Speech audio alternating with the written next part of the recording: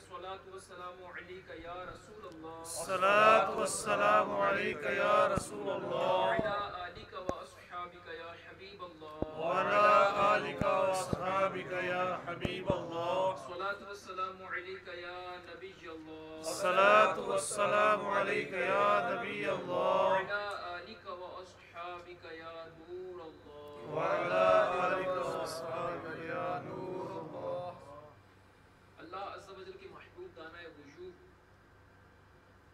عز و جل و صلی اللہ تعالی علیہ وسلم کا فرمان تقرب نشان ہے، بے شک بروز قیامت لوگوں میں سے میرے قریب تر وہ ہوگا جو مجھ پر سب سے زیادہ درود بھیجے۔ صلو علی الحبیب صلی اللہ تعالی علی محمد میٹھے میٹھے اسلامی بھائیوں، خدائے رحمان عز و جل کا کروڑا کروڑ احسان کہ اس نے ہمیں ماہ رمضان جیسی عظیم الشان نعمت سے سرفراز فرمایا۔ الحمدللہ عز و جل کچھ ہی دنوں میں ماہ رمضان المبارک ہمارے سروں پر سایہ فکن ہو جائے گا، پھر رحمتیں ہی رحمتیں ہوں گی، برکتیں ہی برکتیں ہوں گی، مسجد میں بہار آ جائے گی، عبادتوں کی کثرت ہو جائے گی انشاءاللہ۔ ماہ رمضان کے فیضان کے کیا کہنے کہ اس کی تو ہر گھڑی رحمت بھری ہے۔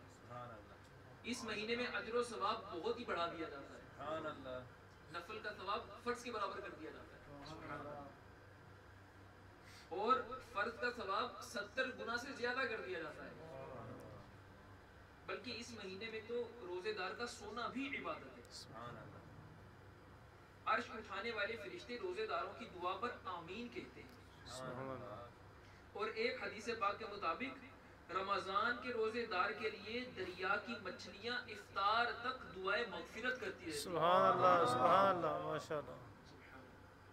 اس ماہ مبارک کی ایک خصوصیت یہ بھی ہے کہ اللہ عز و جل نے اس میں قرآن پاک نازل فرمایا ہے۔ سبحان اللہ۔ چنانچہ مقدس قرآن میں خدا رحمان عز و جل کا نزول قرآن اور ماہ رمضان کے بارے میں فرمان عالی شان ہے۔ ترجمہ کنز الایمان: رمضان کا مہینہ جس میں قرآن اترا، لوگوں کے لیے ہدایت اور رہنمائی اور فیصلے کی روشن باتیں، تو تم میں جو کوئی یہ مہینہ پائے ضرور اس کے روزے رکھے، اور جو بیمار یا سفر میں ہو تو اتنے روزے اور دنوں میں۔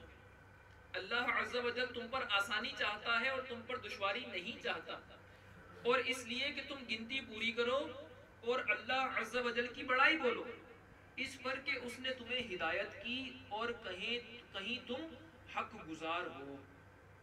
صلو علی الحبیب صلی اللہ علی محمد۔ حضرت سیدنا ابو سعید خدری رضی اللہ تعالیٰ عنہ سے روایت ہے، مکی مدنی سلطان رحمت عالمیان صلی اللہ تعالیٰ علیہ وسلم کا فرمان رحمت نشان ہے، جب ماہ رمضان کی پہلی رات آتی ہے تو آسمانوں اور جنت کے دروازے کھول دیے جاتے ہیں، سبحان اللہ۔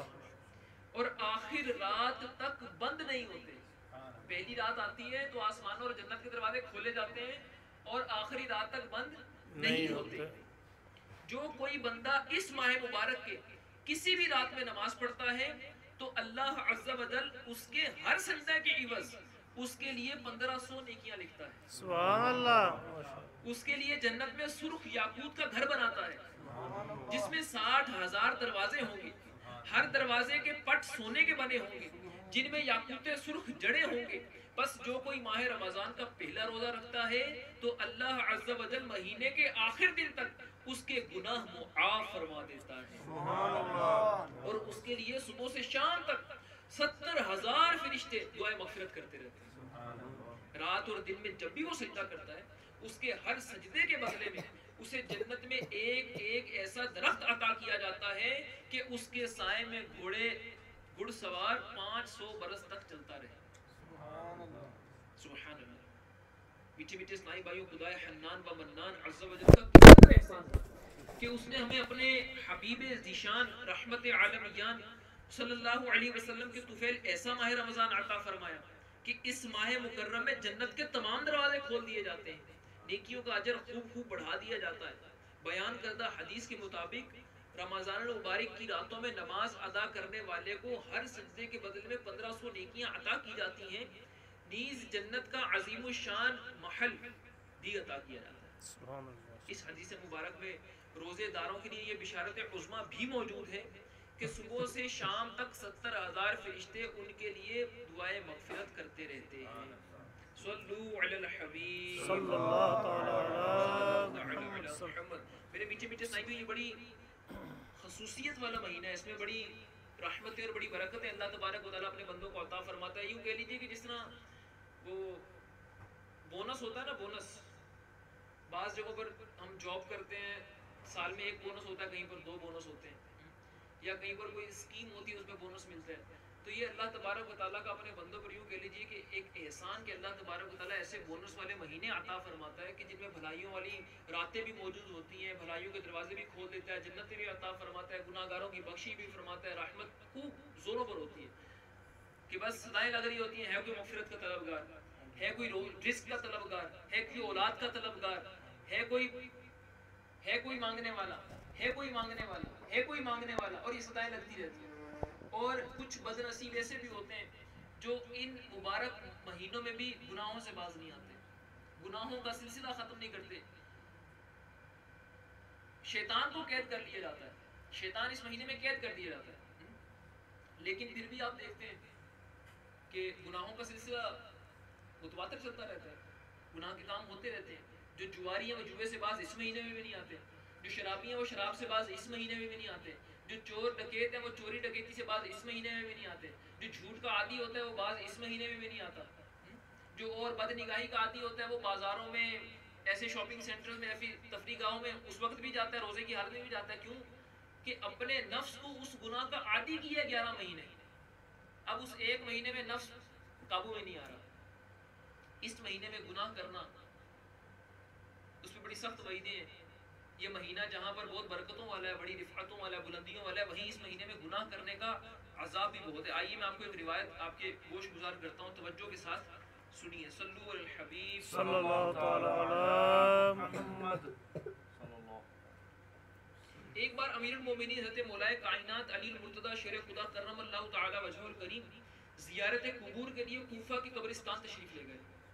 وہاں ایک تازہ قبر پر نظر پڑی، آپ کرم اللہ تعالی وجہہ الکریم کو اس کے حالات معلوم کرنے کی خواہش ہوئی، چنانچہ بارگاہ خداوندی عز و جل میں عرض گزار ہوئے، یا اللہ عز و جل، میں اس میت کے حالات پر منکشف ہونا چاہتا ہوں، ظاہر مجھ پر فرما دے ان حالات کو۔